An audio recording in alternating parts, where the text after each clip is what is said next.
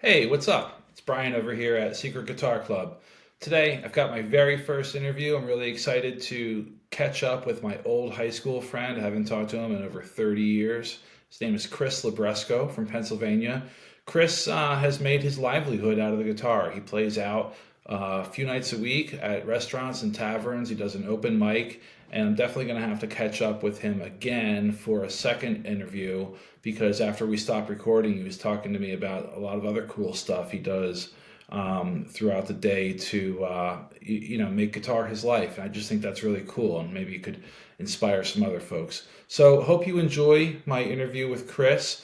Please like and subscribe to the Secret Guitar Club channel so we can keep this going. As always, if you know anyone I should talk to, or if you want to talk, hit me up at secretguitarclub@gmail.com, and I'll catch you on the other side. Enjoy. Hey, what's up, Chris? Thanks for joining the very first episode of Secret Guitar Club. No problem, Brian. Thanks for having me. I appreciate it. So I understand you and I go way back, but we've only really kept in touch on Facebook. But I understand you kind of play out, do a lot of gigs out at restaurants and happy hours and that kind of stuff. How long have you been playing? First of Yeah, all, how long I have you have. been playing guitar, and then how long have you been playing out? You know what? I got a guitar after I graduated college, so I didn't play any instruments growing up. And then, as a graduation present, my wife borrowed somebody's guitar, and I started taking lessons. So it wasn't until I was like 24 that I started taking guitar lessons. And I want to say I like farted around playing on the end of the bed in my room for like 10 years. And then, long story short, I got invited to go to an open mic. And then I got hooked. Nice. Went every week, every Wednesday at the Epicurean, that's no longer there in Phoenixville. Hmm. And after about a year or so of that, started to try to get gigs. And my first gigs was at Ron's in Exton on a Wednesday night in 2009, I believe. And I've Nice. been playing out ever since then, um, 4 or 5 nights a week. And Wow. I absolutely love it. Yeah. Yeah. Wow. That's a lot. And Right. let's go back. What was that first song that you did at your open mic? Oh, that's a good question. I think there was four of them that I learned. Um, I was trying to think the other night of what they were. Everything You Want by Vertical Horizon. Yep. Um, Atlantic City by Bruce Springsteen. Nice. Um, I want to say Wagon Wheel, but I don't think Wagon Wheel had come out quite yet. I remember a guy coming into open mic and showing everybody, hey, this great new song called Wagon Wheel, and we learned it. Um, yeah, those were the first couple songs. And I went to a guy's house. Once I started playing out, I went to a guy's house, and we recorded four songs on a CD that I would hand out to restaurants and stuff Oh, cool. to get gigs. Yeah, So nice. So you play that's out how. 4 to 5 times a week. That's a lot. Is this like a full-time gig for you? Like, Yeah, it has. I graduated college and I was in sales for like 10 or 11 years, both in the credit industry. I worked for TransUnion and Equifax, and then I was also a drug rep yeah. for Ortho McNeil. And then I got laid off from Ortho McNeil right as my daughter Brooke, who is 18, right as she was 6 months old. And then I started being a stay-at-home dad. Hmm. And that's kind of where I started picking up the guitar while the kids were taking naps and stuff like that. Awesome. Awesome. And then a neighbor had a party and they had a band. And I asked my neighbor, hey, can I open up for this band you're having? And he said, sure, no problem. And it turns out that the band, the one guy hosted an open mic and invited me out to the open mic at the Epicurean. And that's how things got started. So cool. So cool. So did you ever take Yeah. lessons? Are you self-taught? And do you kind of just go find songs that you want to play and learn them? Yes. So I did 6 months of lessons Hmm. from a guy down when I was still living in Baltimore, and it was crazy. Like these half hour lessons, I was so into it that they went by so fast. But I did that for 6 months, and then after that, the internet was just starting to have tablature. There was a Yes. site called the Online Guitar Archive, which was based out of like the University of Nevada, and Hmm. that's where you could get tabs. And I kind of just went from there. I had moved back to PA, and then taught myself the rest. And since then, I've become a. Years ago, I used to give like introductory guitar lessons to Yeah. young kids and old folks. So yeah, so mostly self taught. That's cool. Well, I Yeah, should hit you up for that because like I check out your live streams and I'm always impressed at the songs that you do.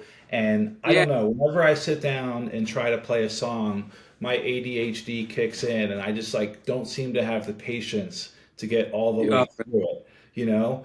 Are there yeah. any tricks that you have for like, really kind of following it through and getting all the way Well, through the song?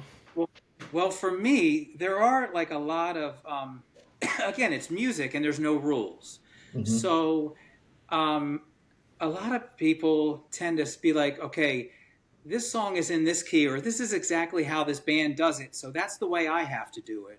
Hmm. Where I'll change the key of the song to make it fit my voice because I don't care about the original. I want it to sound as close to the original as possible. But if I can't hit a note or multiple notes, I'm not going to sing it that way. Yeah. So, I mean, I have my guitar right here. Like, I have this guitar tuned down. A lot of people will tune a guitar down a half step. Hmm. I actually have this guitar tuned down a full step, so two half steps. So instead of this first string being the E string, it's in D, Hmm. and each string is tuned down two half steps. And I'm the big user of the capo. Yeah. So between changing the key of a song and the capo placement, I adjust the song to fit my voice so that it sounds pleasant. Because that's always my goal is to sound pleasant, not sound just like the CD or whatever. Yeah, yeah, no, that's great. You and I have Ray LaMontagne in common, Sturgill Yeah. Simpson in Yes. common. Um, who Jason else? Isbell. Like, what's that? Jason Isbell. Yeah, Are oh you yeah, familiar? definitely. Jason Yeah. Isbell and I go all the way back to Drive-By Truckers and all that stuff. Yeah. Yeah. Is there anybody that you like gravitate to for playing for your songs that you do? Like, do you have a well of people that you continue to go to? You know what? I love Ray and I do a lot of his stuff. I'm a big Pearl Jam fan, but I don't really perform a ton of their songs out just because they're harder to play and harder to sing. Yeah. Um, but I love James Taylor. I Hmm. play a lot of his songs.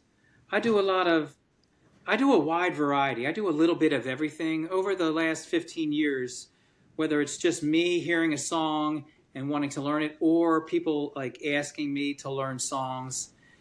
I've learned. I have my Dead sweatshirt on. I do a bunch of Dead songs. Yep. Um, I wrote some down. I'm a big into Tyler Childers. You Yeah, I mentioned love that. Sturgill. Yep. I love Neil Young. A lot of Dylan, REM, Springsteen. I'm a big Cat Stevens fan. So it's kind of. And that being said, and then I can do like '90s tunes and stuff. It all depends Yeah. on what bar or restaurant I'm in. Yeah. And So when you're playing, people are usually you're at a restaurant, people are eating dinner. Do you take requests? Do people come up and interact with you and hey, play this? yeah, yeah, no, people always come up and I say, "Do you take requests?" And I say, "I try my best." Yeah. So over the years, though, I've accumulated like probably like I use an iPad because you Hmm. have to, Yeah. um, and I have an app on here, and there's 1,500 songs in here. Now, a lot of them, I could probably do 1,000 of them. Yeah. Um, a lot of them, I'll give it a try, and it doesn't work out, and I kind of just put it away. But yeah, I have a wide variety of songs, and if I can honor a request, I always try to. So Yeah, that's so cool. So cool. yeah, So you play out a lot. Do you ever just sit down at home and play? Do your kids all the play? time. This is Yeah. my favorite thing to do. Right now, I'm in front of my computer, and the TV's over there. I don't watch a lot of TV. I have I don't have YouTube television, but I have YouTube Premium, which is Hmm. no commercials. And rather than watching TV, I just sit right here at the computer and like is I love playing out, but just as much I love trying to learn a new song. Yeah. That's my at-home hobby, and my other hobby that I get paid for is the performance. So Yeah, that's so cool. So, when you're at home, when you pick up the guitar for the first time that day, what's the first right. thing that you play? Is there like a Uh, go-to like set of notes that you have, or like what's the yeah, first you thing know that what? you fall into? Um, Probably just an easy D, C, and G. Although Hmm. I'll often do the Franklin's Tower riff, or not riff, but just over and Yep. over. Kind of how Cool. I would Cool. get warm. Yeah. Yeah, get warmed up, and then yeah, then you're working on new stuff. That's so cool. Yeah. So, let's talk. What do you got there? What is that? A Martin? This is my Martin D28 Nice. Modern Deluxe. So, quick story on this. I feel like I deserve this guitar, or at least I earned it. I Yep. playing out for at least 10 years with another guitar that I have on my other side of me. Cool. Um, but I got this guitar off of Facebook, and you probably can't see, or maybe you can. I Yep. bought this off of a woman. Her name was Sheila Noss, and she worked at the Martin factory for 34 years. And this was her retirement gift No from way. Martin. No So way. I drove up to her house in Bath, Pennsylvania, played this a little bit, and then handed her lots of cash. Yeah. And but Yeah. she worked at the factory, but she didn't play guitar. So this was just sitting in her bedroom in the Yeah. case, Yeah. and now it gets played all the time, and it's fantastic. That is a And cool story. I love it. Yeah, Yeah, that's a really cool story. Yeah, when I get back down to Pennsylvania, I definitely want to take a tour, get stop in there. I Um, highly recommend it. People would ask me for years and years, and I never had gone to the factory. And then finally, 5 or 6 years ago, I did, and I've been back 2 other times. It's really cool. They have a yeah, museum in there. You can play guitars. It's nice. It's a yeah, great tour. yeah. There's just great history there, and obviously they make great instruments, and yeah, just an awesome American company.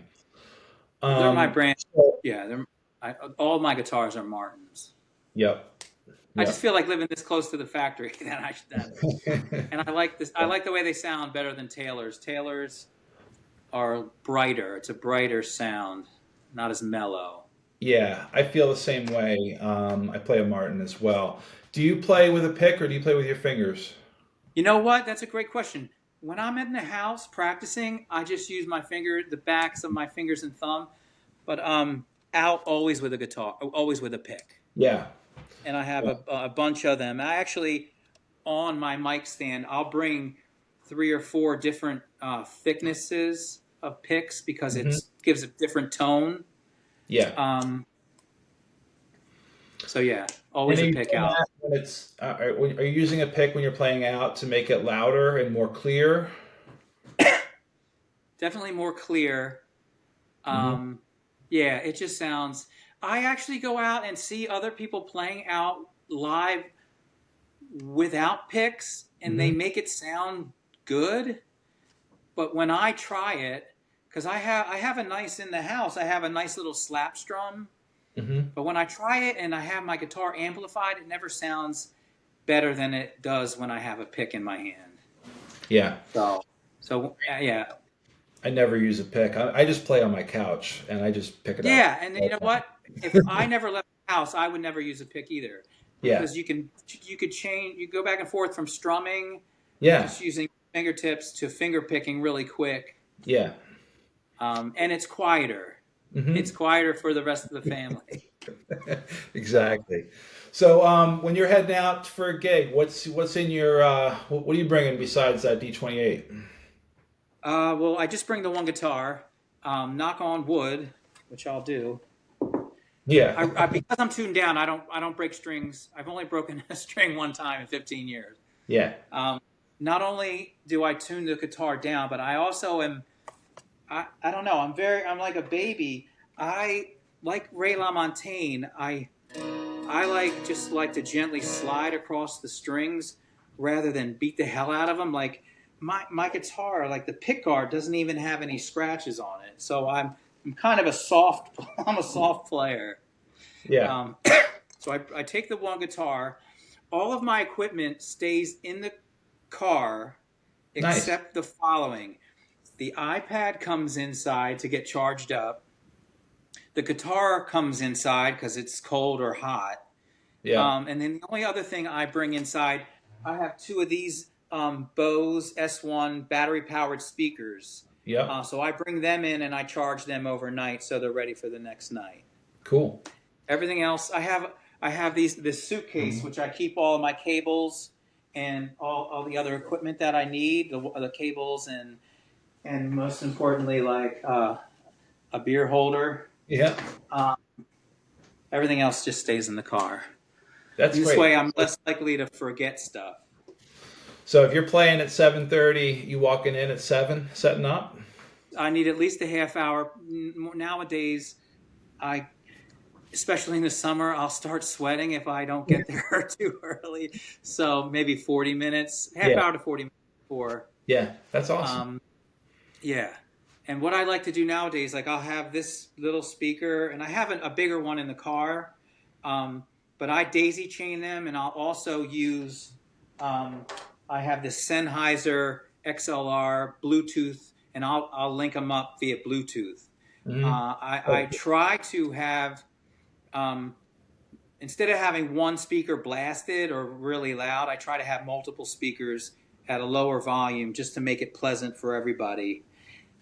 Over the last 15 years, like you're set up and you're playing, and you can see the hostess bringing someone to the table in front of you, and you just watch them like look around, like, oh my God, is there another place for us to go? So Yeah. it's always a very nice compliment when those tables around me will like say, hey, the music was nice, we enjoyed it, it wasn't too loud, we could talk, because Yeah. I understand it's not my concert. They're here to have dinner and talk with their friends, and I'm just trying to be pleasant background music for them. So Yeah, that's really cool. And that is hard to do, I think. Probably harder than most people think, would be just kind of fitting in and not being overwhelming and just sort of being part of yeah, the scene, and that's cool. That's really great. no, it's always nice. Even at the end, I was like, oh, we didn't even realize that wasn't we thought that was the radio, and that's always nice to hear. Yeah. So No, that's so cool, man. I think it's awesome that you've carved out this little niche for yourself where you've got, 4 or 5 nights a week playing out. That's an awesome way to be making your oh, hobby. we're glitching. Oh no. You're back now. You're oh, no, okay, you're back. Okay, cool. I was just saying that it's awesome that you've carved out this niche where you're playing out 4 or 5 nights a week and kind of made your Yeah, hobby your life. So that's really yeah. cool. Way to go. So, Yeah, everything's um, cool. Although I ran into a little bit of a roadblock recently.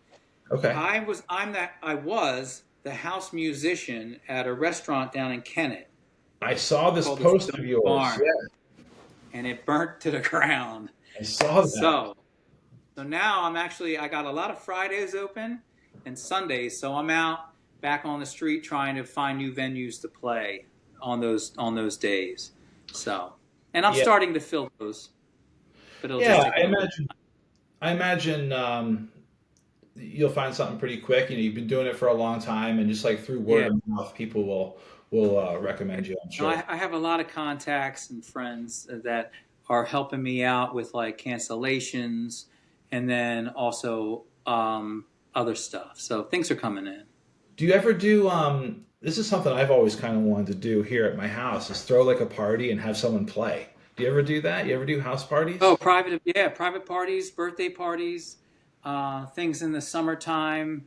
I do a lot of did just even this year and in previous years, Christmas parties, Hmm. wedding cocktail hours. Yeah. Often if it's a like second wedding, I could be there for like the whole wedding. So Cool. yeah, all Yeah. kinds of private events.